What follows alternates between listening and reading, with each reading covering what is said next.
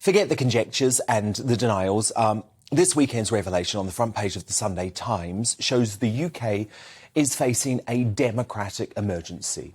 As I predicted, the Remoaners within the Tory establishment have used the defenestration of Boris Johnson and Liz Truss to threaten our hard-fought Brexit. So the newspaper reported, quote, senior government figures are planning to put Britain on the path towards a Swiss-style relationship with the European Union. That would, of course, involve more liberal EU migration, payments to the EU, and a stepping up of the role of the European Court of Justice. So yet, rather than use our Brexit freedoms to see us thrive across the world, this anti-democratic, globalist regime, who the masses haven't voted for, led by fishy Rishi Sunak, wants to see us handcuffed to the bloc, and actually block the biggest democratic mandate in British history.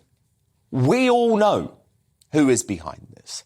Here's Remoaner Chancellor Jeremy Hunt, who campaigned for a second referendum and a Norway Plus model that would see the UK tied to the single market and continuing to grant free movement. He is now inexplicably pulling the strings. So this is how he put it publicly when speaking to the BBC on Friday. Having unfettered trade with our neighbours and countries all over the world is very beneficial to growth. I have great confidence that over the years ahead we will find outside the single market we are able to remove the vast majority of the trade barriers that exist between us and the EU. But let me tell you, the suspicions all around Westminster are that high-tax Hunt himself is responsible for the leak to the Sunday Times. As the Daily Telegraph's Christopher Hope revealed today, apparently the report stemmed from a post-autumn statement meeting between journalists from the Sunday Times and Jeremy Hunt himself. As the former Tory leader Ian Duncan-Smith put it, the Chancellor needs to himself slap down this story. This should never have got going, and if he meant it or not, he needs to make it clear this is not what the government is about.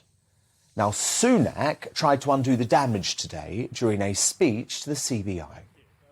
On trade, let me be unequivocal about this. Under my leadership, the United Kingdom will not pursue any relationship with Europe that relies on alignment with EU laws. Now, I voted for Brexit. I believe in Brexit. And I know that Brexit can deliver, and is already delivering, enormous benefits and opportunities for the country. But there has been no denial from Hunt that he is the source of the Sunday Times story. So unless Sunak immediately sacks his chancellor, then I think the damage is done. This regime cannot be trusted to protect Brexit and keep us out of the single market. At the very least, there is a move towards the disastrous Theresa May Chequers deal that we must not forget Sunak voted for.